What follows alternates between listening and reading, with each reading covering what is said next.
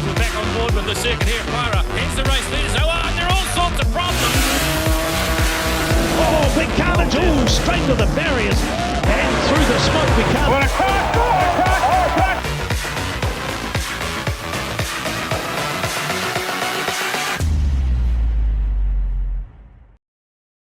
Welcome to Retro Motorsport. This week, first up, it's 2012 and we are back on two wheels. It's Superbikes and 600s at Hampton Downs. Today's racing is brought to you by Suzuki Motorcycles. Own the racetrack. Round 4 of the 2012 Superbike Championships of New Zealand, brought to you by Castrol Power 1. Seize the field, head to Hampton Downs. It's 2.8 kilometre circuit, a real test for the best riders in New Zealand. The weather will play a part as well. Let's have a look at the points going in the 600s. 2 races within one. Dennis Charlotte on top. John Ross unfortunately won't be competing. He broke his wrist in Christchurch a couple of weeks ago, so Glenn Scatchell now moves up to second and Alistair Hugenbosen moves into third place. But it is the points leader and the defending champion, Dennis Charlotte, the man to beat here at Hampton Downs. Unfortunately, John's had an accident at another event that's broken his wrist, which is pretty disappointing to me because we're having good battles, and so that's unfortunate. Jaden's back for this meeting here and the next meeting, so he'll be fast, and also Glenn Scatchell. I mean, everybody's riding really well, so it's great racing and it's awesome. Glenn Scatchell now second in the points. Always said he'd go well in the North Island. This year he went well in the South Island as well. With Dennis out in front and like I said, you're third at the moment, I guess this weekend is you've got to try and get ahead of him so it can all happen at Taupo. Yeah, well that's right. I mean, realistically the only way that I will be able to catch him past Dennis in the championship would be him to have a DNF, you know, so whether mechanical or something, you know.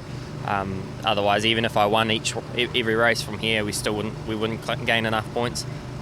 At the moment, the tactics sort of gain what we have to secure second in the championship, make sure that that's secured, and then we can look at chasing Dennis and see what we can do at the final rounds. But I think we've been gifted second, so we should be just happy to be able to take that.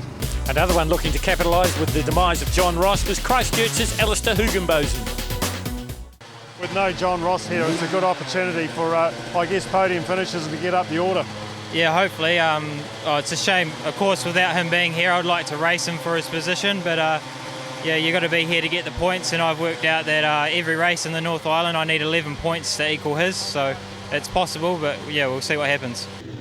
Well, this is race number 1 for the 600 Supersport and Superstock. 2 races within one. No John Ross, remember, but Jaden Hassan is back and he is fast. You're on board here with the only lady in the field. This is Orewa's Avalon Biddle on the Wolfpack Racing Honda, but out in the front it is Glenn Scatchell that's got away. Going with him is number 41. In fact, going right round the outside of him through this vicious turn 1 is number 41, and that is Jaden Hassan. We're back on board here with Avalon Biddle. Just up ahead of her, it looks like it's Jeremy Holmes. There is one of the Hugenbosens going by on the Suzuki. 2 races within one. Remember, the Super Stocks, the more standard 600 sports production model bikes, and the Super Sport, the hot rodded version. As they go into Austin's turn, gets busy, very, very busy down here as they head back towards the majority of the big crowd here at Hampton Downs. It is round 4 of the New Zealand Superbike Road Racing Championships, and already we've got a change in the front because Scatchell's gone back into the lead. Dennis Charlotte is running number 26. Now that is a tribute for Christchurch racer Cam Jones, who unfortunately lost his life after a serious accident at Timaru in round 2 of the New Zealand Championships. So that's why he isn't in the customary number 1 or his old number 6. He's number 26. He's in second place at the moment. But leading it is Wellington's Glenn Scatchell, the Museum Hotel Suzuki GSXR 600. And he is leading the Supersport class. Here comes Jaden Hassan. Great to have young Jaden Hassan back. Another one that suffered a fairly serious injury early in the championship. Broke some bones in his back. There was very much a question over whether he would be back before the end of the season, but he's definitely back. There he is there on the YZ-R6, the Yamaha. So Suzuki, Yamaha, the order at the moment, as Dennis Charlotte looks right down the inside of Scatchell. Can't get the job done now as they come out of the Austin's turn, head up towards the hairpin.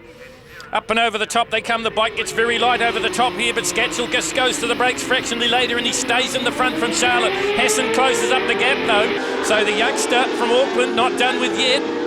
On the Yamaha New Zealand Rico documentary channel, R6, that's the 600 sports production bike from Yamaha. He moves through into second place.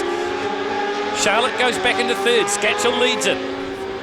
So already a gap starting to develop. Next on the lineup looks like it's bike number 23. That's the RCM Suzuki, Coleman Suzuki of Carl Morgan, now residing in Brisbane, Australia.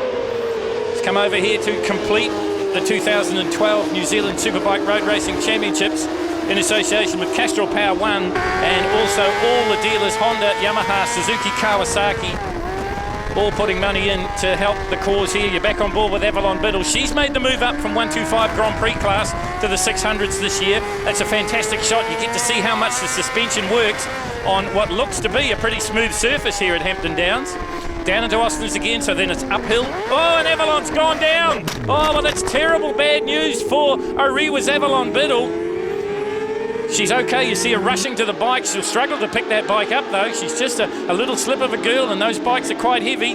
So bad news for Avalon on the Wolfpack Honda. Meantime, at the front of the field, no change. Still 47, Scatchell. From 41, Jaden Hassan. Hassan, another one that came from 125 Grand Prix racing, as did the man behind him, and that is Dennis Charlotte. Charlotte, the points leader and the defending champion. He's just back a little bit off the pace in third place. Hassan goes down the inside through the off-camber turn one. This has claimed so many cars and motorbikes since Hampton Downs opened, but it doesn't claim Jaden Hassan this time, but he just leaves the door just a crack open, and Scatchell has a look up the inside. Can't do anything about it. Up through turns 3 and 4 they come now, and down the hill they'll go. This is the battle in the Superstock competition. Number 29 there, Jake Lewis out of Canterbury. Right in behind him, it's Daniel Kempthorne, bike number 36, so the Yamaha's coming to the fore there. Just up ahead of them is number 14, that's Rhys Holmes. Now he is in Superstock, the man from Caddy. But this is the battle for the race within a race, if you like. Jake Lewis leading Daniel Kempthorne for the moment. The points leader, I think, is Daniel Ormsby, another Cantabrian, so we look for him as well. But Lewis holding on to it here. Second bike on your screen, over the top they'll come. This is Rhys Holmes from Caddy. There is Lewis, man with a huge future in front of him, off to Europe to race in the New Zealand off-season.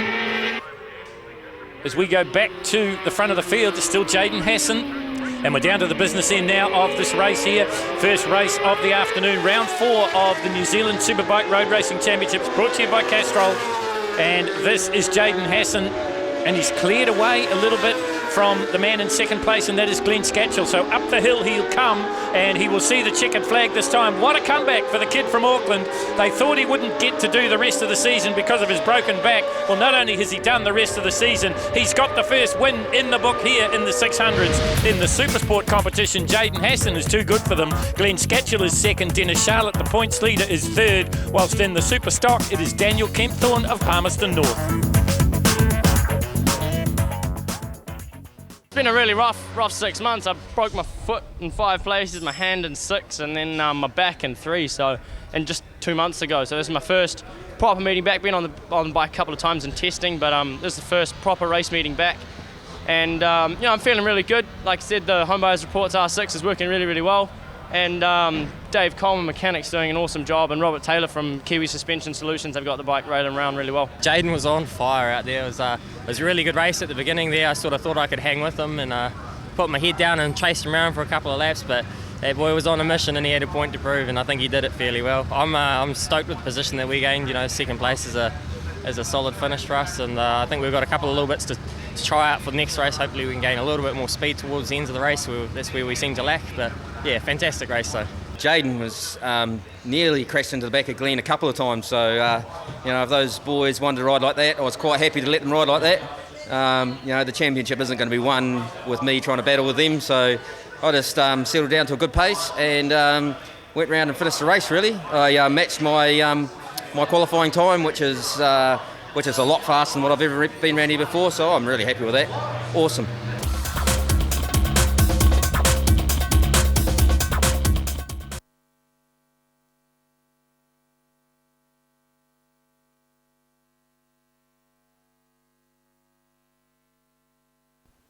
Today's racing is brought to you by Suzuki Motorcycles. Own the racetrack. So we are ready for a start in the New Zealand TT. Some say the second most prestigious title to win in New Zealand motorcycling. And once again, it's a great start from number 47, Glenn Scatchell. And trying to go around the outside of him as they go into turn one is that youngster from Auckland on the Yamaha, and that is Jaden Hassan. And Hassan's got the front running. Also figuring in this one, by the look of it, 23, Carl Morgan is right in there. So too, the 51 of Avalon Biddle on the Wolfpack Racing Honda. We'll watch for her. Had the misfortune in race number 1 to tumble. She was carrying our onboard camera at the time, so we got a great look at that. The good news was Avalon wasn't hurt. Well, this man has been hurt most of the season. This is Jaden Hassan, bike number 41, the Yamaha New Zealand Rico documentary channel, Metzler Shod R6, right in behind him. Oh, just running a little bit wide there. Was that Carl Morgan? Was that Dennis Charlotte? We'll get a better look at it as they head down into the bottom end of the circuit here. 2.8 kilometres, and it really is a test for man and machine, and hard on the tyres because they're really working the tyres as they go round this big sweeper and up the hill. Bike number 41 it is, Jaden Hassan in the front, Glenn Scatchell in second place. Looks like Carl Morgan in third. So it must have been Dennis Charlotte that ran it a little bit wide. There he is, bike number 26. And just in behind him it is bike number 43. And that is Alistair Hugenbosen from Christchurch on the Suzuki. Once again, 2 races within 1. Just looking back through the field to tell you that the leading super stock rider looks like it might be Daniel Kempthorne, but we'll keep an eye on that for you. There is Carl Morgan, probably as fit as he's ever been. He's been flatting with Robbie Buckton back in Queensland and Australia in Brisbane, and they've just recently competed in a triathlon. Well, Carl had the honour of podium placings in his age group, so he's fit. And you need to be fit round here at Hampton Downs because of the elevation change, because of the rough track surface, and also because of the steep corners and the off-camber corners as well. Watching out there for Kenneth Jones out of Hamilton, bike number 11. We go back to the race leader. It is Jaden Hassan out of Auckland. First time on a Super Sport 600. He ran the Super Stock 600 last year, finished in a tie, but on the countback they gave the title to Midge Smart. So Jaden, instead of arguing and fighting about it, he said, well, I'll move up a class. This guy's been in the class for quite some time. This is the Museum Hotel Suzuki of Glenn Scatchell, sitting in second place. Then it's a battle of the ex-Aucklander, Carl Morgan, and the Christchurch resident, Canterbury's favourite son, and that is Dennis Charlotte. So Charlotte recovering after just running wide in the early laps. But no one seems to have an answer at the moment to Jaden Hassan.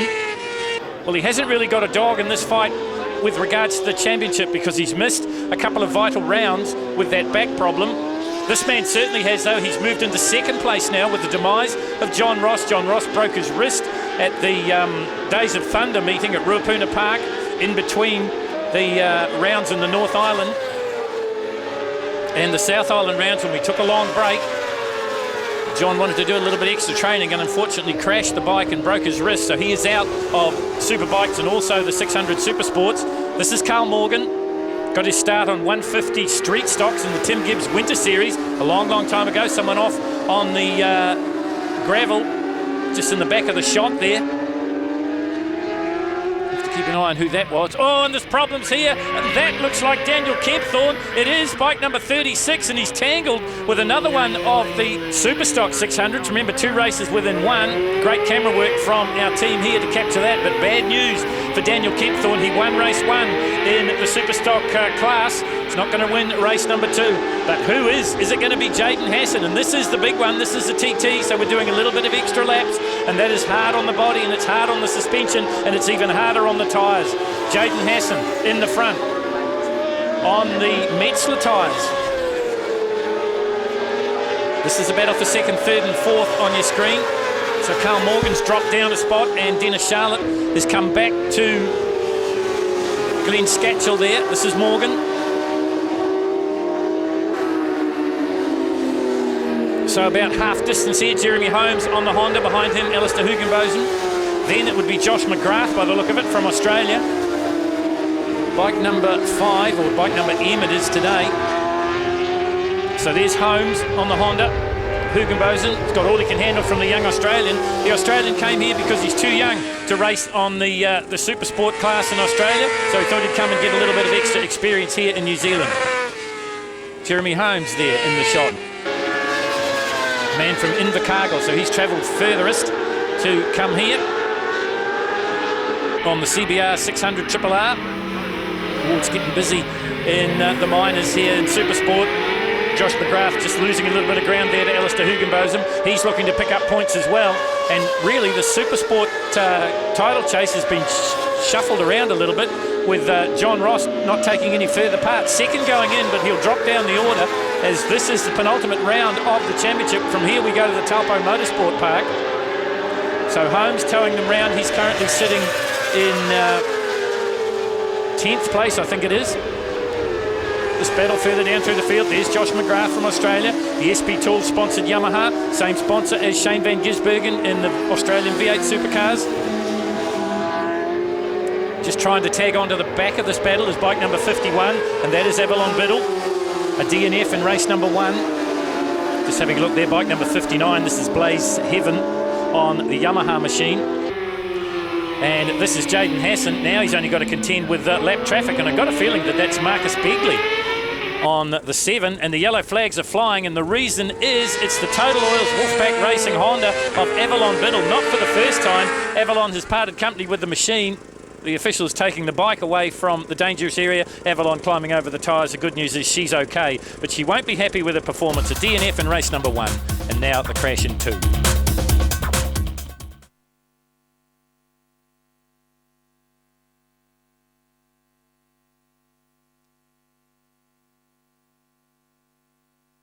Today's racing is brought to you by Suzuki Motorcycles. Own the racetrack. This is the New Zealand TT title for the 600 Supersport and Superstocks, brought to you by Plugs for Lugs. And this is Jaden Hassan. Or maybe he's in a bit of tyre trouble because this is a lot longer race than heat number 1. This is 20 laps for the New Zealand TT title. And Jaden Hassan has never won this before, so this would be a huge feather in the young man's cap. You heard him say he's broken just about everything in the last 6 or so months. His hand, his foot, and now his back. But he is back, and back with a vengeance, because he's absolutely distanced the rest of this field. He's the best part of 5 seconds in front now of Glenn Scatchell. There is Scatchell, and right in behind Scatchell, riding under bike number 26 as a tribute to Cam Jones, a racer we lost after a practice crash at Timaru at round 2. He fought long and hard for a long time, but eventually succumbed to his very serious injuries, did Cam Jones. And it would have been a solemn moment when these guys lined up this morning. There is Scatchell, second on the Museum Hotel Suzuki. Once again, a battle of the tyres, because Glenn Scatchell on Pirellis, Dennis Charlotte on Pirellis as well, but the race leader on Metzler tyres. Scatchell said to us at the beginning of the season he knew he'd do well on the North Island tracks. He wasn't sure about the South Island, but he did very well in the South Island, both at Powerbolt Tools Raceway Ruapuna at Timaru and Invercargill. And he's doing pretty darn well here at Hampton Downs as well. From here we go to the final in Taupo, and you can guarantee these guys will be scrapping it out because it's close in the 600 Supersport class. Scatchell across the line, right in behind him it is Dennis Charlotte. Back in 4th place it'll be Carl Morgan, then Josh McGrath. Then I think it'd be Daniel Ormsby, and he'd be leading the Super Stock race within races. So we'll have a look and see if we can find bike number 32 out there. Daniel Ormsby out of Christchurch. This is another Christchurch rider. This is Dennis Charlotte with the tribute, as we said, to Cam Jones. Bike number 11 going through there is Kenneth Jones out of Hamilton. 24 is Johnny Small, won the Pro Twins last year, decided to step up to Super Stock on the Suzuki. Johnny Hepburn helping him out. So once again, Jake Lewis is in the mix. He was in race number 1, so the Cantabrian flying the flag here in Super Stock. There is Johnny Small out of Timaru, getting a lot of help from John Hepburn. Coming up through toward the hairpin now, so Lewis leads it. That's Rhys Holmes in 2nd place, and Holmes has overcooked it. Oh, and that's a vicious high side for the man from Caddy. Well, he's made a bit of a habit of this right across the season, and thankfully he looks like he might be okay, but his bike taking a heavy impact coming into the braking area for the hairpin here at Hampton Downs. And poor old Rhys Holmes, not for the first time, picks himself up a little bit bewildered. And And once again, we see the yellow flags flying here at Hampton. Here it is on the replay. Just have a look at this. He just grabs a little bit too much back brake. And then the high side, as he goes over the high side of the bike as it straightens up, that's what does the damage. The bike cartwheeling away from the rider, which was a good thing, but Rhys Holmes a little bit shell-shocked about that one. Good news is, though, he's up and about, and he'll live to fight again here at Hampton Downs. This is the battle we've been watching for quite some time. Jeremy Holmes, Alistair Hugenbotham, Suzuki chasing down a Honda. This is the battle for Super Sport. 2 races within one, remember. In Super Stock, it is Daniel Ormsby out of Christchurch, bike number 32. He'd be now the leader from Jake Lewis. But this enthralling battle, Jeremy Holmes all the way from Invercargill, had a fantastic season last year on the Honda. This guy having an amazing closure to his season. This is Jaden Hassan out of Auckland, the Metzler Shod R6 Yamaha. Full noise. Oh, and we've got 2 more coming down, and that's Alistair Hugenbotham and I think Jeremy Holmes. While the camera just flashed back to it, it's definitely the Suzuki of Alistair Hugenbotham that's gone down. Now I think he tangled with Jeremy Holmes, and that is the Honda of Jeremy Holmes from Invercargill. So taking out some of the contenders here in the Supersport competition. Alistair just coming over to see that Jeremy's all right. I think Jeremy Holmes wants to get the bike going again and take his place back on the racetrack. He's certainly got the bike going. So is he going to rejoin the race? I think he is. Well, that's an amazing accomplishment from Invercargill's Jeremy Holmes on the Honda CBR 600 RRR. And he will rejoin the race, obviously thinking of a championship and thinking of points. This guy isn't thinking of a championship, but he's definitely thinking of a win in one of the most prestigious titles out. This is the Supersport TT Tourist Trophy race, and Jaden Hassan has made it all his very own. Down around this long flowing looping corner at the top end of this 2.8 kilometre circuit at Hampton Downs, and up the top of the hill he comes. Hassan in complete control, nearly 5 seconds in front now of Scatchell. Across the line he goes, the fist in the air. He knows he's got the clean sweep in the 600s. So what a comeback for Jaden Hassan. He wins it. He wins the TT. In second place it will be Glenn Scatchell, and in third place it'll be Dennis Charlotte. Fourth place will be Carl Morgan, and in the Super Stocks it's Daniel Ormsby from Christchurch. That's my first national title in the TT title just then, so I'm absolutely wrapped. It's been the perfect comeback for me in the Home Buyers Reports Yamaha R6.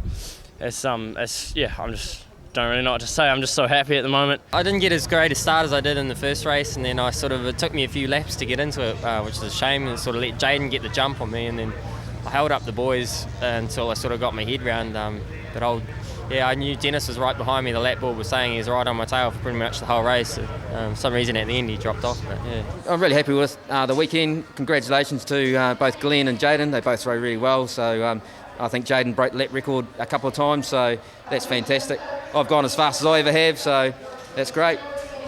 You're still leading the championship, but I guess it comes down to you and Glenn at the final round at Taupo.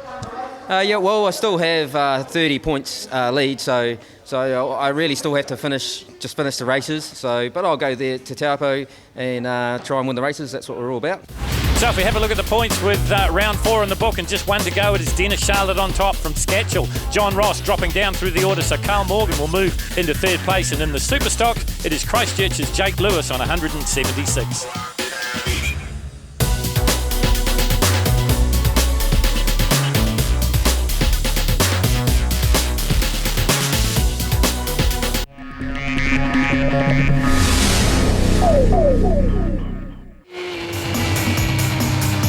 Today's racing was brought to you by Suzuki Motorcycles. Own the racetrack.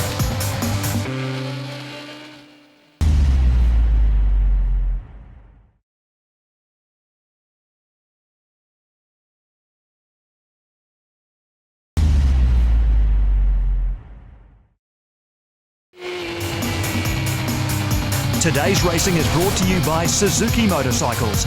Own the racetrack.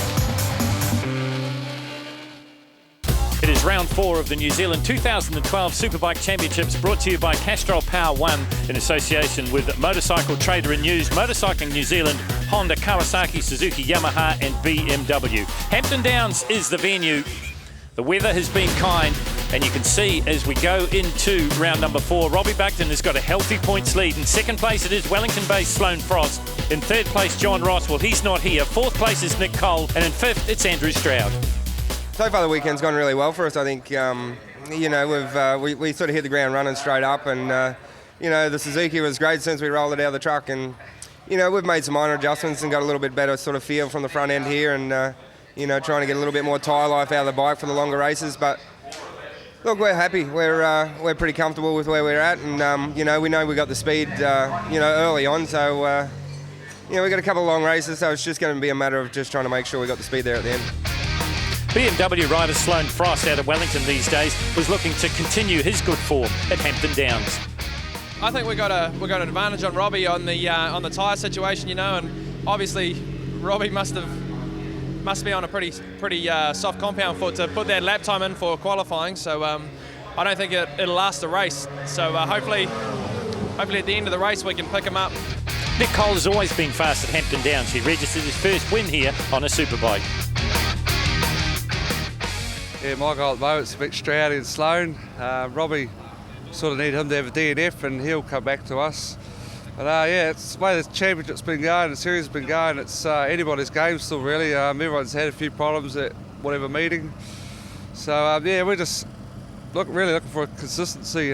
We think we've got a good bike that'll go the race distance. Might not be the quickest for the first couple of laps, but we're pretty sure for the whole race duration it's going to be a strong bike. For 9 times champion Andrew Stroud, it was going to be hard work at Hampton Downs to pull back the points lead of Buckton. If anyone could, Stroudy could. Robbie's setting a fast pace out there. He's half a second faster than me in qualifying, so I can imagine I'm going to have to be totally on the ragged edge to be hanging in there, I would say. Well, this is race 1 for the Superbikes. Castrol Power 1 bringing it to you. You're on board here looking at the back of Andrew Stroud's bike. Away they go. And Robbie Buckton laid down a 1:03.730 in qualifying, and that was near enough to half a second better than anyone else. But it's Andrew Stroud that's got the great start, and that's unusual in itself. James Smith, bike number 77, with his teammate there on the RRR Suzukis. That is Robbie Buckton, bike number 2. 3, Sloane Frost. Right in there as well is Scott Moyer out of Taupo on the Honda CBR 1000 RR. Great pictures here from Andrew Stroud as they head down into turn number 2 here at Hampton Downs. James Smith wants to get a little bit racing, moves up close under braking to Stroud, and already Stroud just getting away from them. Well, this is what he has to do into the hairpin for the first time, and Andrew Stroud starting to clear away here, and that looks like it's Sloane Frost chasing hard. Big wheelie too from number 77, James Smith out of Christchurch on the RRR Suzuki, the Red Fenton run team. But it is Andrew Stroud on the David Reed Holmes Pirelli Shot Suzuki GSXR 1000R out on the front. You're looking at his camera mounted under the rear fairing, and he's getting away as they come up the hill. Really hard on tyres here is the Hampton Downs circuit, not only from the surface of the racetrack, but the constant radius corners too. Hard when the superbikes are under power, nearly 200 horsepower at the rear wheel of these beasts as we go up the hill once again. Oh, there's a problem here, and that's Sloane Frost. You see him put his hand up to warn the riders behind him, but that's desperate bad luck for the M1 Motorsport BMW rider. Looks like he'll take no further part as we go back to the front of the field here. This is Andrew Stroud. James Smith having a good long look under braking, and he gets the job done for the moment anyway. So Christchurch's James Smith goes into the front as they race up. Stroud looks one way, Smith goes the other. Coming down into barrel 51, the hairpin here at Hampton Downs. Oh, and how close do you want to go? James Smith full of racing here at Hampton Downs. Just, well, this is sad news for Sloane Chopper Frost and the BMW. It's over for him, unfortunately, and that is going to really affect his championship chances. As now we've got a 3-way battle at the front of the field because Robbie Buckton has joined in. Now I just wonder if Buckton was just trying to save his tyres a little bit. You heard Sloane Frost say that he was running super soft tyres, super soft Dunlops, and I can tell you that Andrew Stroud is running the super soft Pirelli, so it's a battle of the tyre wars out there as well. Dunlop versus Pirelli at the moment. Metzler in there as well. So Robbie Buckton has got up in front of his teammate, that is James Smith from Christchurch, all running out of the RRR Suzuki team, run by Red Fenton, so Buckton up into second place. As I said, nearly half a second faster than anyone in the qualifying period, but racing is a different story altogether, and Andrew Stroud got a fantastic start, and that's why he's in the front as they come into the hairpin once again. Stroud on the David Reed Holmes Suzuki, the Triple R Suzuki of Robbie Bugden in second place, then it's James Smith in third, so Suzuki's 1, 2 and 3. See the power wheelie as they head down into the final sweeping corner here at Hampton Downs. Through the middleman curve they'll come now. James Smith just running a little bit wide there, trying to get a little bit closer to Bugden. There might be teammates, but it's all about racing. It's all about winning the races. Up over the hill they come once again. Andrew Stroud continues to lead it, but Bugden starts to close him down. Bugden on the inside as they head down into turn 1. Thinks better of it, and Andrew Stroud will hold on to the front running as they go through 1. They've had all sorts of problems with the setup on the Stroud bike with the suspension. Here comes Bugden up the inside, and there's no answer this time from Andrew Stroud, so it is the 3-time New Zealand champion, current front-runner in the Australian Superbike Championships. That is Robbie Bugden from Queensland. He's in the front now. Stroud goes back into second, but as I speak, Stroud comes up the inside and retakes the Australian. Brilliant racing here at Hampton Downs. Oh, and they just about touch. Oh, there was nearly going to be tears before bedtime for Robbie Bugden there had he touched the Stroud bike. He got very, very close. Out of the hairpin they come now, down the short chute into the big sweeper at the top end of the circuit once again. Andrew Stroud just pulls a couple of bike lengths, a little bit of an advantage as they go into this long sweeping corner, this 180-degree turn and then up the hill. And you can see what I mean about tyre life. The bike is laid over for a long, long time, and even going up the hill there's a slight corner, so real pressure on the tyres and real pressure now for Andrew Stroud. Bugden right on him.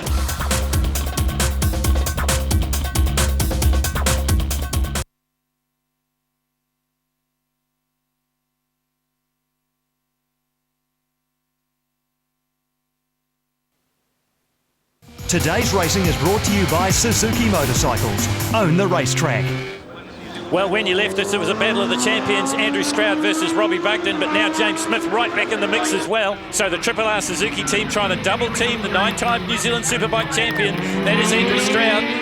Well, Stroud's been under pressure like this before, so he'll be awake up to it as you're back on board, looking out the back of the Andrew Stroud machine. You can just see the tyre on the back of the Suzuki, the Pirelli.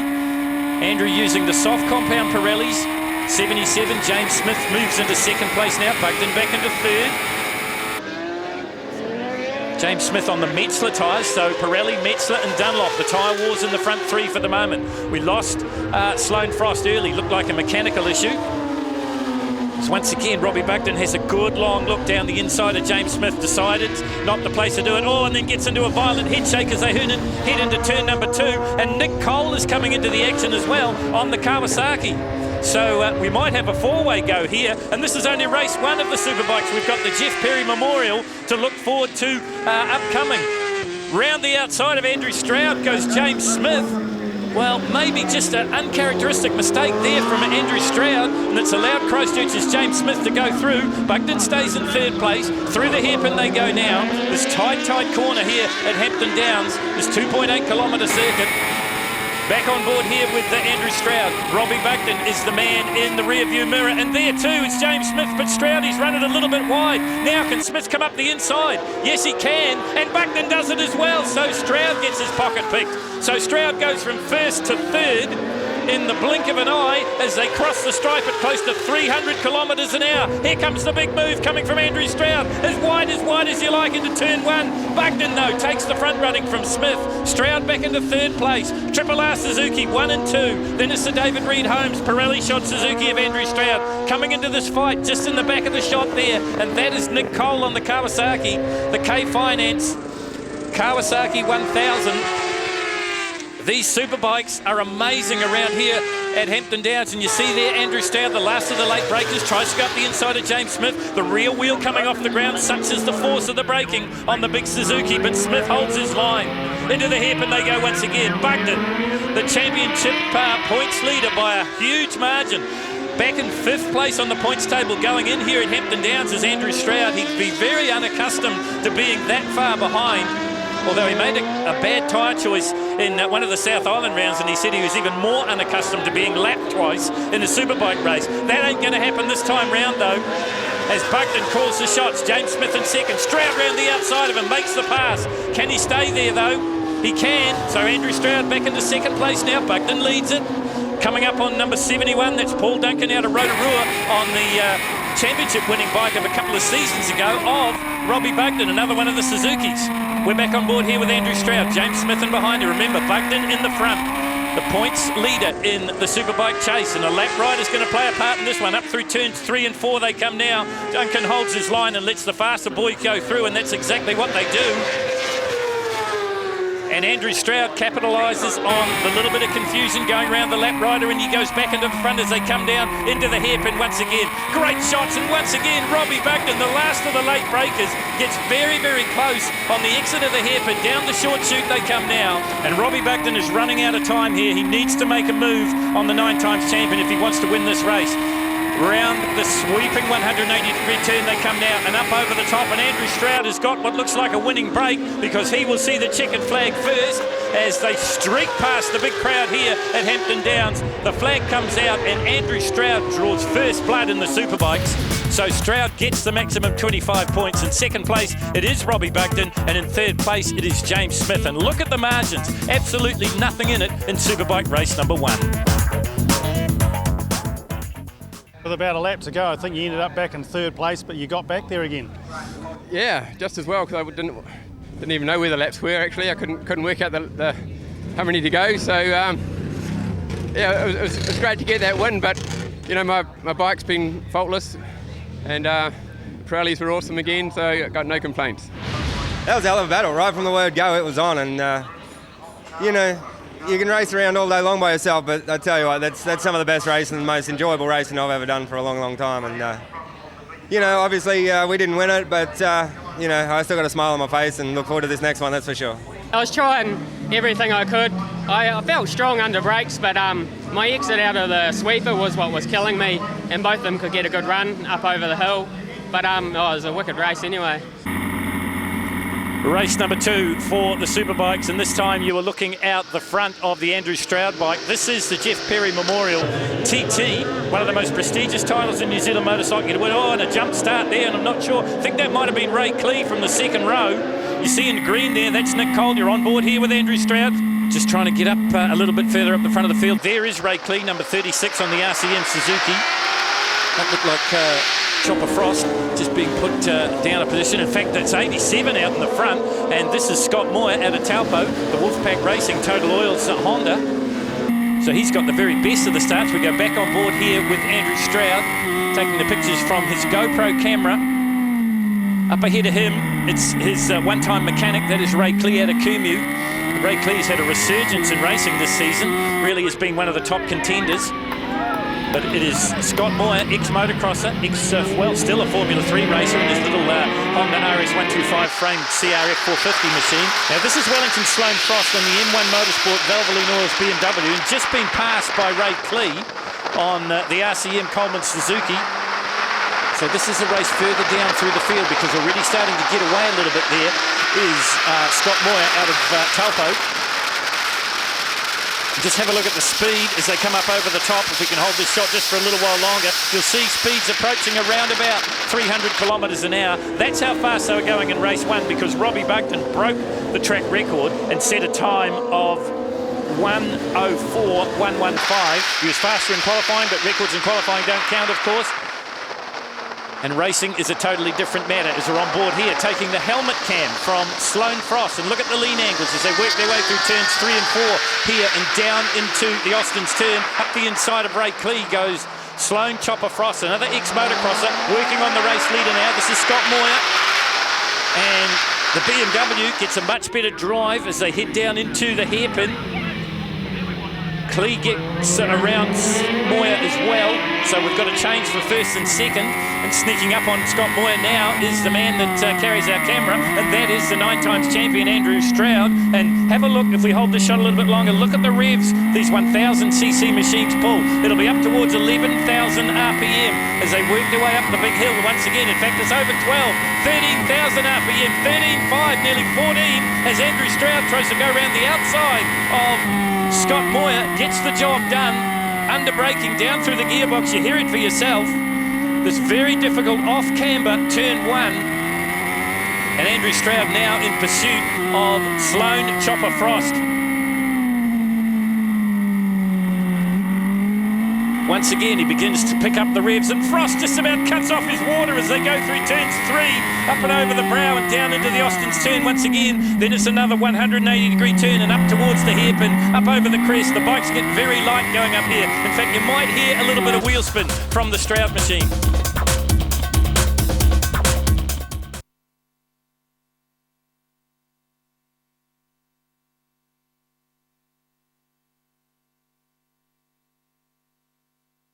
Today's racing is brought to you by Suzuki Motorcycles. Own the racetrack. Well, welcome back to Hampton Downs as we look at this battle.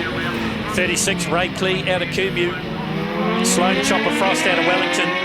The M1 Motorsport team BMW are on board here with Andrew Stroud in third place. Quite a few changes between race 1 and race 2 for the Stroud camp. They've gone from the softer compound Pirelli tyres to the harder compound tyre with a slightly wider footprint. He thought that might work better in the extra laps, that is the TT. This one over 20 laps. As it is Suzuki sandwich, the BMW, the meat in that sandwich as they go across the stripe once again. Ray Clee, 300 kilometres an hour, down through the gearbox and into the braking area. You're on board here with Sloan Frost, trying to get a little bit closer to Ray Clee. Can't do it for the moment. These pictures coming from the helmet cam of Sloan Frost on the M1 BMW, the Valvoline-supported RWR BMW. Just look at the quick direction change and look at the ground he's picked up on Ray Clee, and he's got better drive as he heads down into Austin's. Down the inside he comes, hard under brakes now, and I don't think Clee's going to come back from that. So Sloan Frost into the front in race number 2 for the Superbikes. This is the Jeff Perry Memorial. So there it is from the outside shot, and just nipping up the inside under brakes is Andrew Stroud, the 9-time champion. So Stroud up to second place. Remember, he won race number 1. He got a hatful of points. He got 25 points, but Robbie Bugden was second. There is Bugden. It's the first time we've seen him today on the Triple R Suzuki, Volvo Team Suzuki GSX 1000R. There's problems here by the look of it for bike number 7, and this is the Red Devil racing machine of Nick Cole.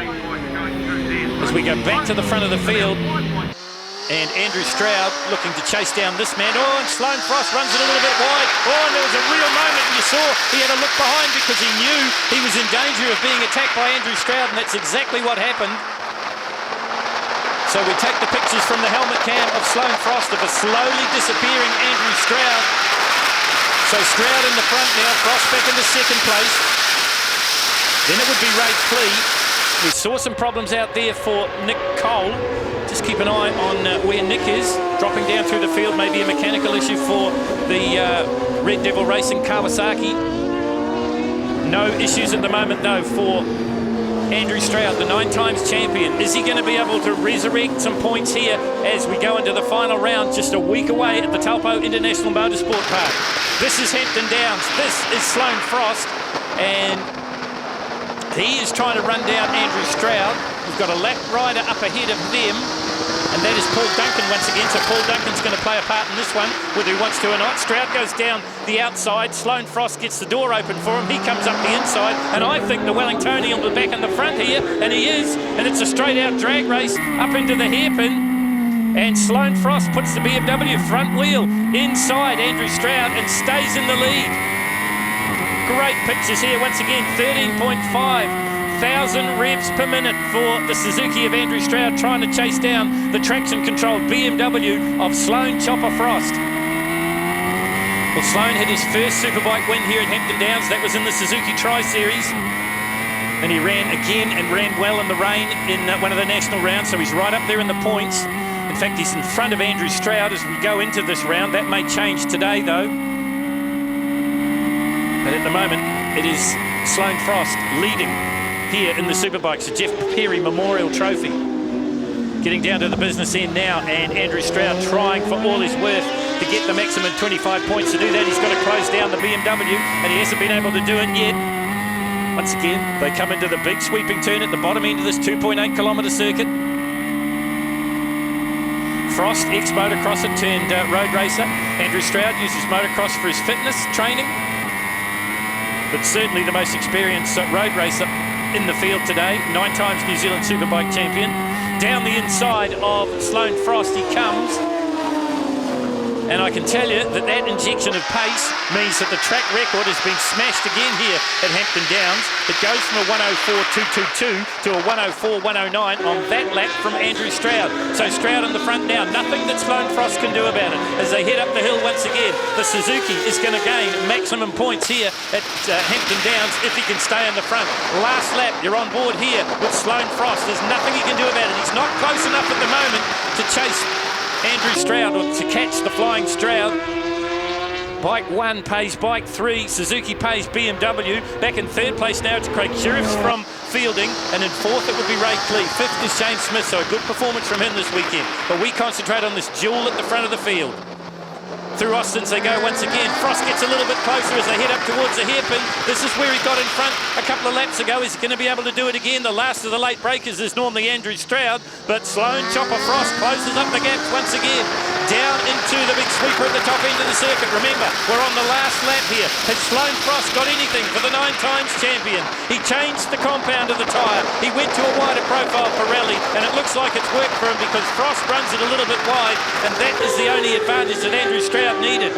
Up the top they come. There's a lap rider in the way. He won't be too much bother. That's Carl Vennemore. But Andrew Stroud makes it 2 for 2 here at Hampton Downs and takes a 50-point haul with him to the final round. So Stroud gets the win from Sloane Frost, Craig Shearis, Ray Clee and James Smith. If you're wondering what happened to Robbie Bugden, he broke a chain, and that means now the difference between first and second, just 10.5 points. Sloane's riding well, and we're going backwards and forwards quite a bit. But when I got past him at the end there, I thought now's the time to really hammer it and see if I can pull a gap. And I don't know how much of it was across the line. I didn't really look back, but definitely he was pushing it hard.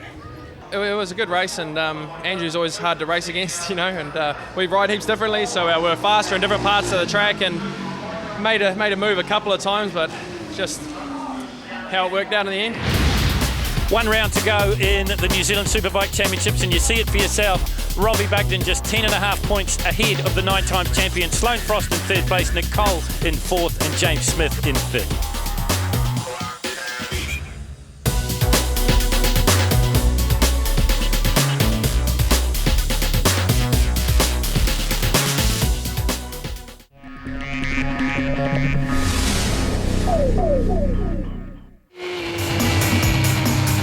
Today's racing was brought to you by Suzuki Motorcycles. Own the racetrack.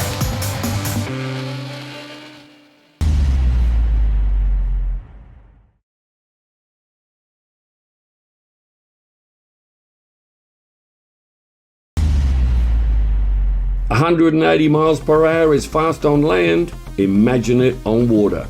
You don't have to imagine it, because here it is. From 2009, it's Grand Prix Hydros from Karapiro.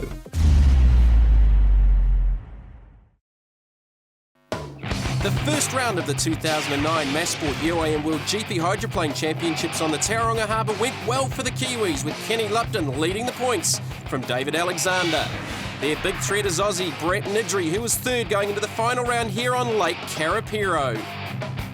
Like Tauranga, UAM spec 2,000 metre course tucked right into the base of the lake.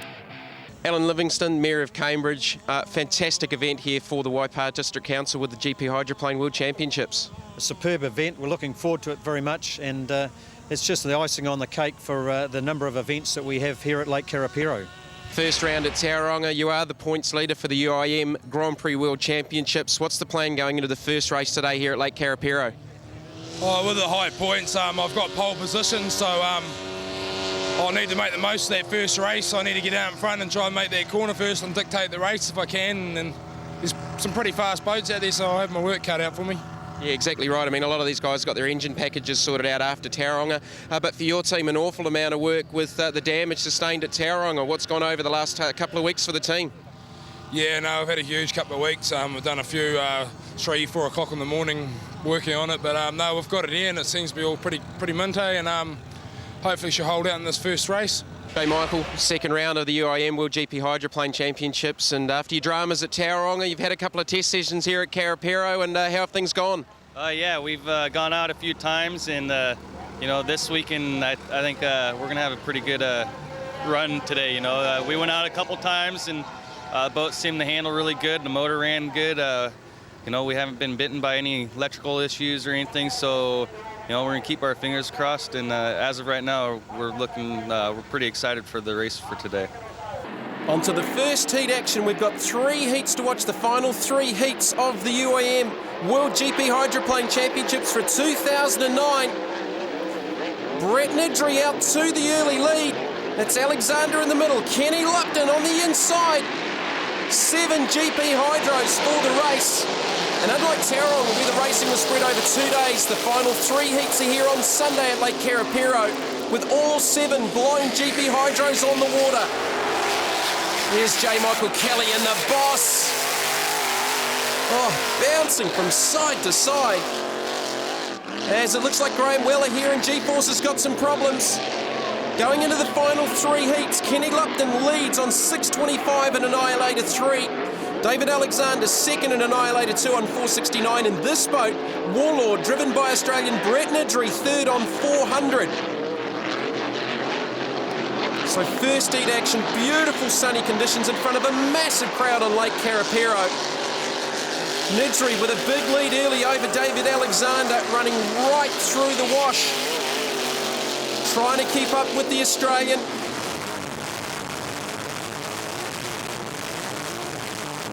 We're on board with David, chasing down the Aussie. You can see how hard at work they are in the office, trying to handle these conditions.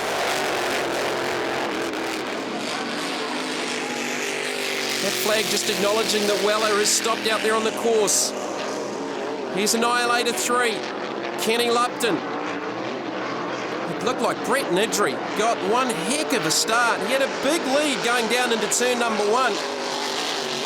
Alexander chasing him. There's Kenny Lupton, and I think Lupton's got problems. We heard a big over-rev there.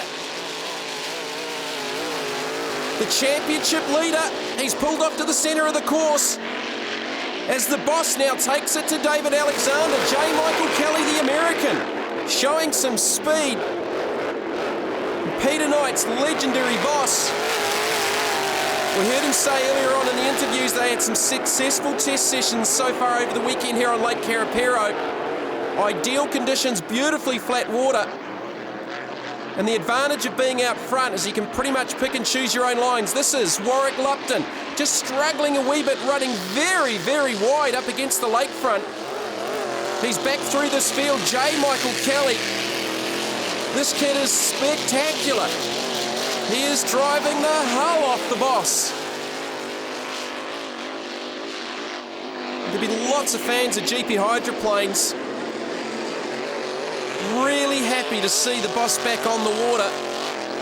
Who knows, maybe for the last time in New Zealand, the boat is up for sale. With any luck, we can keep it here in the country. But for heat number 1, the Australians with the ascendancy. Brett Nedry in Warlord. Doing it pretty comfortably for the first heat. The boss now into second. He's got around David Alexander. So a great drive there from J. Michael Kelly, but Warlord Brett Nedry with the victory in Heat 1 for the final round of the UAM Worlds, followed by the boss and David Alexander in Annihilator 2. First up win for the UAM GP Hydros here at Karapiro, but there's some controversy, and out of all the drivers, you're probably most effective. Yeah, I had a bit of a, the start was a little bit crappy for everyone, I think, and it was a bit hard to know where everyone was, but just had a bit of a bad luck with one of the boats, and we're lucky the engine was still running, everything was still all right, and we just finished the race, and lucky to take the win. So we're leading that one, and what happened? You retired to the infield. Yeah, I had a few steering difficulties actually. Steering cable spun, and I had no right turn. I still had left, and I couldn't keep going. So there was some controversy as these boats line up beside the start boat on Lake Karapiro. There was a protest about Brett Nedry jumping the start in Warlord, but there was no conclusive evidence, and the results stand from heat number 1. J. Michael Kelly with a flyer this time in the boss. 7 blown GP hydros erupt on Lake Karapiro. Nidri on the inside, the Boss through the middle, Alexander, Kenny Lupton was in there as well, and they fan out across the lake. Stunning conditions here in Cambridge on the lake. So in heat number 1, it was Warlord from the Boss, Annihilator 2, fair warning, Warwick Lupton and Annihilator 1. He had some dramas with the engine mixing cylinders and was down on power. Oh, rough right there. Kenny Lupton tucked up against the inside of the course. And if you've never seen 7 blown GP hydros on the water at the same time, well, you're missing something. This big crowd at Cambridge thoroughly enjoying the action here. Ideal conditions for these absolutely wild GP hydroplanes. Alexander dancing down the front straight. He's got a battle on his hands again with the Boss. J. Michael Kelly's really impressed some people here this weekend. Struggled on the Tauranga Harbour with some engine dramas. But the team have rallied in between rounds, and they've got this boat right back on the pace. Oh, right up out of the water. Brett Nidri leading the second heat.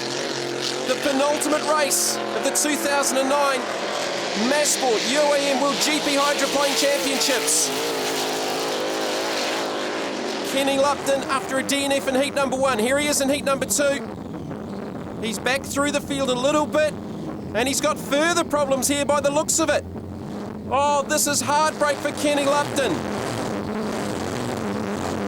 More dramas for the championship leader.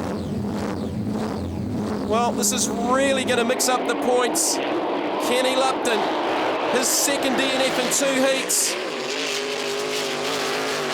Certainly the tide has literally turned into the favour of Brett Nidri and David Alexander. Heat number 2, the penultimate heat, 2009 Massport UAM World GP Hydroplane Champs. Nidri takes his second consecutive win, closely followed by David Alexander. So Warlord with the victory in heat number 2, Alexander second and Annihilator 2, the Boss third, J. Michael Kelly ahead of Warwick Lupton and Scotty Coker. First 2 races of the day here at Karapiro for the Massport UIM World GP Hydros, and not quite going to plan for the Annihilator team.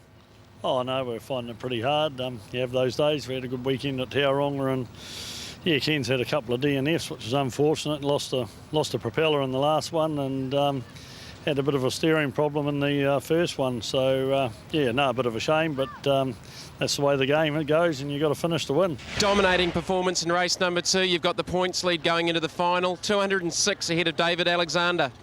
Yeah, I was lucky there. Well, not lucky, but I just sort of drive a clean race and try to keep out of trouble, and you know, just circulate and try to do good lap times, and yeah, it's all performing beautifully. Well, you got the advantage at the moment going into the final. What's the plan? You got to be mindful of Alexander, of course. Finish. That's the biggest thing. Yeah, just basically finish. I've got to finish. So.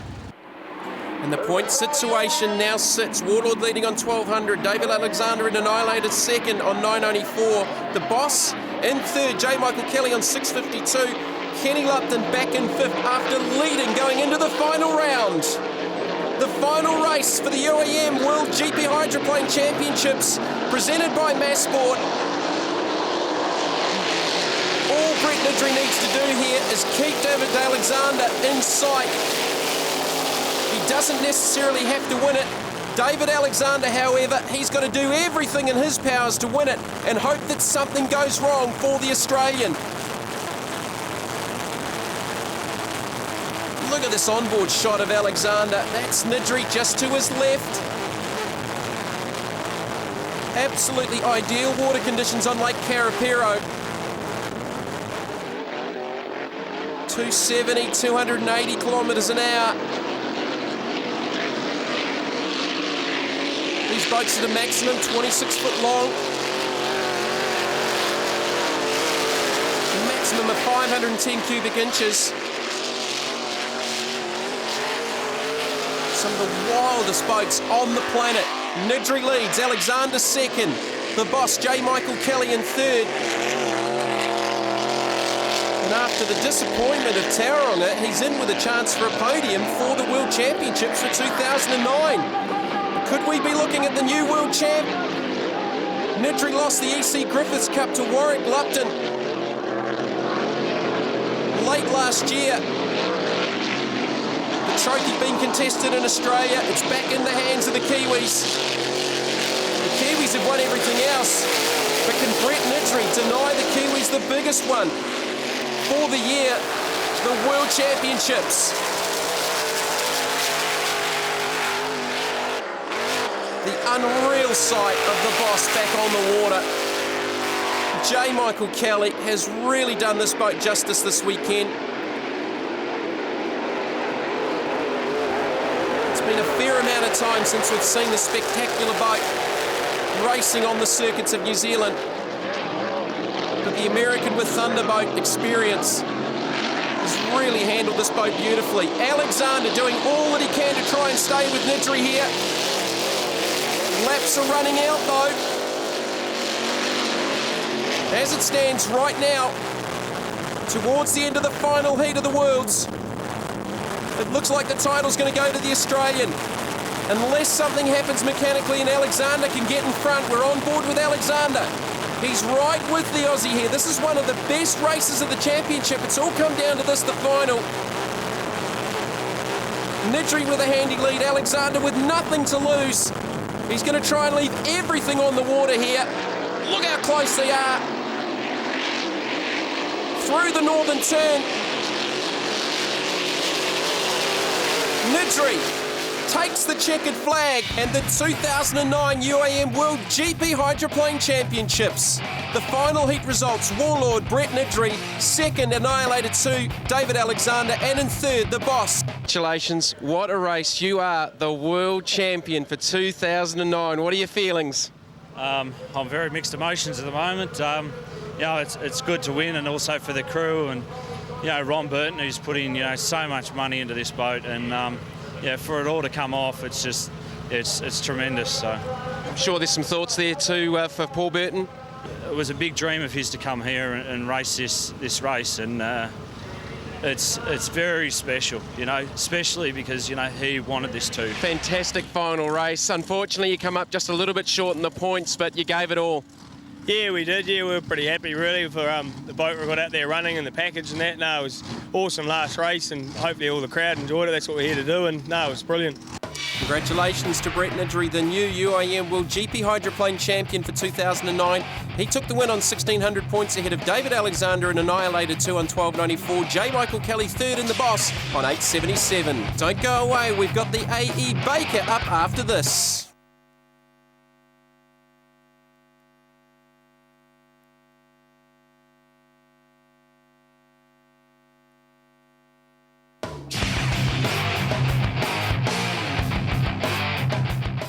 I mean, looking at the fuel stock behind you there, you're sponsored by ALF. What sort of fuel rations do you go through a weekend, and how much does each of the boats use maybe for each run? Yeah, in a race you use predominantly 100 to 120 litres for 4 laps, so that's 4 minutes, less than 4 minutes now, they're going that quick. So it's huge. You add that up, all the races we've done over the weekend. I think I did a little bit of rough math over the 3 boats, 5 runs over the weekend. Today here on Sunday, it's something probably close to 1,600 litres. Yeah, well, with testing and everything yesterday, we budgeted on 3,000 litres for the boats, for the hydroplanes here this weekend. Well, that's Grant Rivers, who builds the engines for the Annihilated team. Well, the World Championships are over and done with. The last couple of races on the water, it's the 2009 running of the AE Baker Trophy, the Australasian Inboard Hydroplane Trophy, open to all hydroplanes from Australia and New Zealand, with the winning country to host the Cup. The reigning AE Baker champion is New Zealand's Warwick Lupton. Look at this sight, the boat's fanned out across Lake Karapiro and they're under starting orders. Graham Weller out there in G-Force hasn't had an overly successful World Championship campaign. As Brett Nidri goes down the inside, right in front of David Alexander, who leaps through the rooster tail. Alexander continues on, but I can just see there's a little hole in the right side sponson. There's a little dark patch, you can just see it there.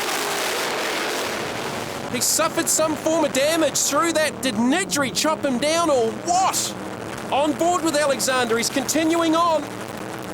But controversy at the start.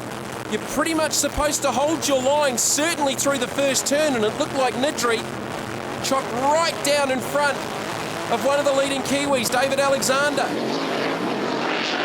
So Graham Weller in G-Force. This boat's recently come into the country, leaps up out of the water. So Brett Nidri with the lead, chased by Graham Weller here in G-Force. Warwick Lupton's out there, the defending A.E. Baker champ, David Alexander. There's Alexander. There is definitely damage. There's a second small hole on the right side of the sponson of Alexander's boat. Also out there, a couple of the smaller boats, Midnight and Meridian. The Boss unfortunately didn't start. They ran out of time between heats to get up and running. Kenny Lupton out. They damaged an engine. They had steering damage. We saw his World Championship chances plummet through the 3 world races. Steering damage and then a subsequent prop loss overread the engine, and he was out as Warlord takes the first win in the A. Baker, and the Boss stops on the last lap. Within sight of the flag. So G-Force is going to finish second here. Good finish for Graham Weller. And David Alexander, look at that, that hole has absolutely blown up. The whole right side sponson is destroyed on Alexander's boat. He gets it to the crew. Well, drama and controversy here on Karapiro for the A.E. Baker. And out of all of that, Warlord was DQ'd with that incident with Alexander. So G-Force takes the win from Annihilator 1 and Annihilator 2. Oh, you meant to hold your lane and through the first turn. You meant to, and I was actually in lane 3 because I had those 2 little boats on the inside. So, yeah, we sort of feel as though we got cut off out of the exit turn pretty big time, and obviously went over his rooster tail and pretty much, yeah, big leap and a big jump, and sort of, yeah, I thought it would have hurt the boat because we're up there for quite a while, but didn't hurt the engine, saved that, never revved that, which was one good thing. Well, talk about action and controversy. We've seen it all here for the Mass Sport World Championships for 2009. On and off the water, the final of the A.E. Baker for 2009, one of the 4 big trophies on offer around the world and in Australasia.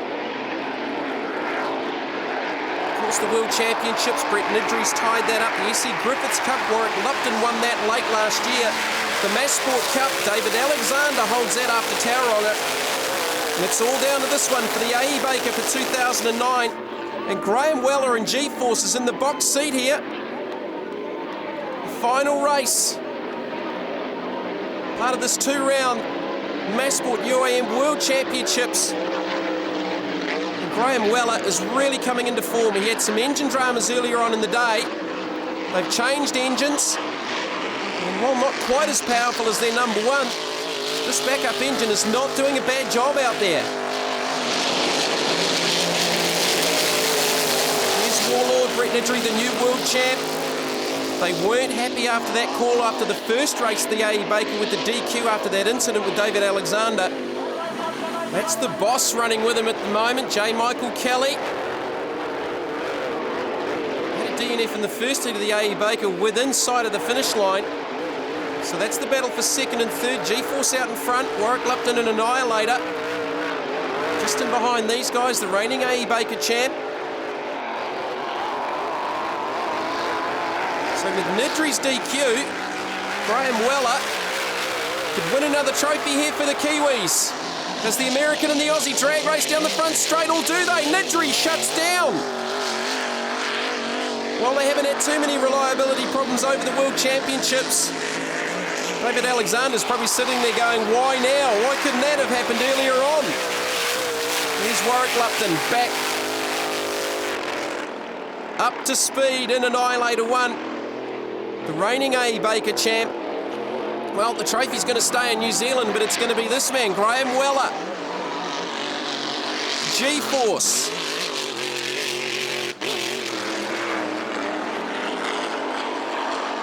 The Boss in second, Warwick Lupton here in third. One of the most familiar motorsport machines in New Zealand. Wouldn't be too many people around that don't know the Annihilator boat of Warwick Lupton. There's Brett Nidry, stalled in the water with a DNF, but Graham Weller in G-Force takes out Heat 2 of the A.E. Baker and the A.E. Baker Trophy for 2009. Second, the Boss. Third, Annihilator 1, Warwick Lupton. I mean, with all the dramas we saw with Warlord getting DQ'd in the first A.E. Baker, you won that one, you won the second one, and you're the A.E. Baker champion for 2009. Yeah, it's great to come away with a trophy as well. As I say, this is our second time in the boat, and I think we've shown that, hey, with the right engine in and right combination, it's going to be pretty hard to beat it, I'd be thinking.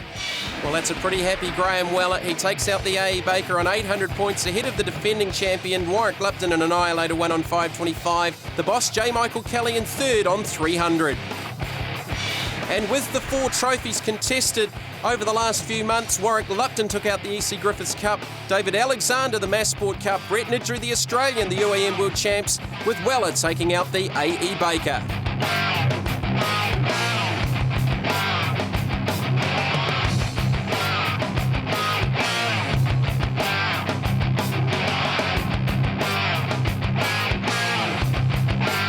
In honour of Liam Lawson getting the Formula One drive, it's the place it all starts for him and many others. Karting. It's 2009 and 100cc lights the class.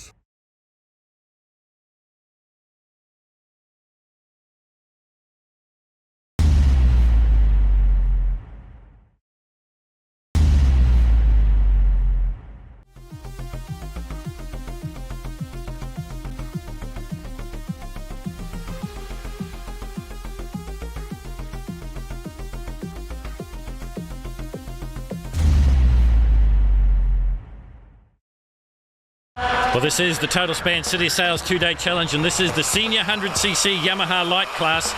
And in 4th place in the points, it is number 48, and that's Matthew Buffton. 3rd place is number 37, Alex Geary. There he is in the inside shot there in the red card, and chasing him hard in 2nd place, number 23.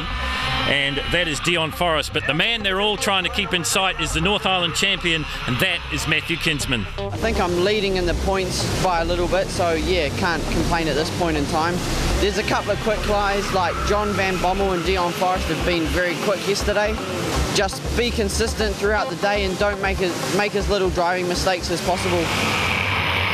Well, they grid up for the 8th and final heat of the Yamaha Lights, and the man to watch for on pole position, that is Matthew Kinsman from Auckland, the Ideal Electrical Kinsman Electrical sponsored kart. They've got 2 firm lines as they race down into turn 1. Kinsman's got track position, he'll lead them through. Oh, a good move trying to get up the inside there was number 37, that's Alex Geary. Not too sure if that worked for him though. No, he slots back into 3rd place. 62 in there as well, and that's John Van Bommel. Well, he is just out of the top 5 in the points, so watch for him. You heard Kinsman mention that he was one to look for, and it's number 23 that's inherited the lead, and that is Dion Forrest. Now he's 2nd in the points, but Kinsman won't be too worried. He's got quite an advantage. He's had a pretty successful 2 days here for the Total Span City of Sales 2-Day Challenge, coming to you from the Pallet Company Raceway, Rosebank Domain in Auckland. Beautiful sunny conditions.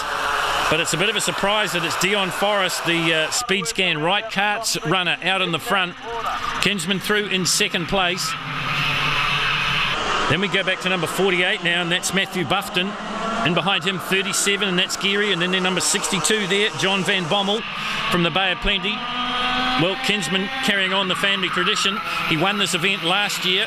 His younger brother, Daniel, has won the junior competition, and he won it last year as well. Here's the challenge down the inside as they complete another lap here at the Pallet Company Raceway, and it is Kinsman that goes into the front now. 23's got to slip back into 2nd place.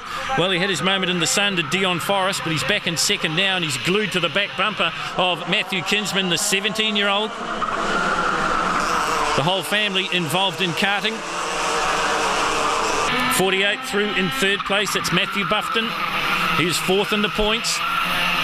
Remember, it is 8 heats, the Total Span City of Sales 2-Day Challenge, and you can drop your worst performance. Big move coming from Buffton, but he thinks twice about it and pulls back in before number 37, Geary, can shut the door on him. So that was a brave attempt. It didn't quite come off for the 48 there of Matthew Buffton, the 50-50 traffic management sponsored karter. There he is, sitting in 3rd place. Geary in behind him. Then it's number 62, John Van Bommel.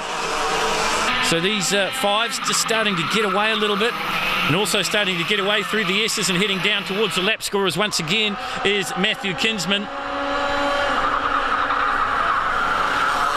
Well, he had a great performance in the Tauranga Street Race. He is the North Island champion, the current North Island champion. And he's just starting to put a bit of daylight between himself and number 48, Matthew Buffton, who's got in front of the 23 now. So Forrest goes back into third. Then it's Geary. And then it would be 62, Von Bommel. And they've got a little bit of a gap on the rest of the field. Down past the lap score as they come once again, probably 4 kart links in it between first and second, or a little bit late on the brakes there for Buffton, but doesn't mean that 23 can capitalise. So Dion Forrest still sits in third, Geary right in behind him. While these guys are dicing, it's allowed Kinsman to get away. Oh, the 23 and the 37, a bit of contact there, and a little bit more. Well, they say rubbing's racing, and Alex Geary wants to get on with it, the man from Taranaki, and trying to stop him is number 23, and that's Dion Forrest from Auckland. And as I mentioned, while they're doing that, Kinsman's getting away. 48, Matthew Buffton sits comfortably in second place now. And look at this freight train for third. The 23, Dion Forrest, right in behind him, Geary. Then it's 62, and that is Von Bommel. Von Bommel just tagging onto the back of this bunch. Geary up in front of Forrest now. And just taking a bit of the curb, and that just slows his progress down. These karts all powered by 100cc Yamaha engines, built to kart sport specifications. So once again, it comes down to a little bit of setup, a little bit of fine fettling, and driver ability. And Kinsman, well, he's the driver showing all the ability at the moment because he is out in the front. 48, Matthew Buffton sits fairly comfortably in second place, and all the action behind him, 23, 37 and 62. You could throw a blanket over these three and you get the feeling they'll be like that right until the checkered flag falls. Under the rules of the two-day challenge, you can drop your worst performance, and that's going to be nothing but good news for Matthew Kinsman. I don't think he's ever finished lower than fourth in all of the 7 heats so far. This is the 8th and final heat, and Kinsman once again in command. Well, they say the family that plays together stays together, and the whole family involved in kart sport. Dad races, Matthew races, his younger brother races, and races at the top of the tree. Both of them champions in their own right. This guy running the North Island insignia means he is the North Island champion in this, the Yamaha light class for drivers 15 years and older. All up weight driver in kart, 143 kilograms. Looks like number 48's come back to the pack. Matthew Buffton getting swallowed up by the threesome there of Forrest, Geary, and the 62 of Von Bommel. And 23, Forrest it is leading the charge. That's the battle for second and third. So we go back to the front runner. Down the front straight he comes once again past the lap scorers. Laps winding down here at the City of Sales two-day challenge, brought to you by Total Span. And look at the racing here. 48 knows he's in a contest now. Matthew Buffton right in behind him. It's the 23 of Dion Forrest. Forrest was second in the points. Buffton was back in fourth, so there might not be too much change there, but this is about pride. And they've put a little bit of gap between themselves and Geary and John Van Bommel. And that gap continues to grow with Matthew Kinsman. White flag, 1 to go for Kinsman to make it a family double here. His younger brother Daniel won the junior competition, the Formula Juniors. Now Matthew is going to take the Kendall Performance sponsored Yamaha light class, the senior Yamaha lights. Nothing's going to stop him doing it. He's going to win it, and win it fairly easily. He's done it here at the Pellet Company Raceway, home of Auckland Kart Sport. And home of the winners, and has been for the best part of 50 years. Kart Sport's been inception, and it is Matthew Kinsman that will see the checkered flag first. The Ideal Electrical Kinsman Electrical sponsored runner wins the 100cc Yamaha light class. In second place it will be number 48, and that will be Matthew Buffton. In third place it'll be Dion Forrest, and in fourth Alex Geary. Fifth place will be John Van Bommel. But overall for the Total Span City of Sales two-day challenge, Matthew Kinsman is the champion once again. He repeats the same dose as last year. Dion Forrest is second, Matthew Buffton is third.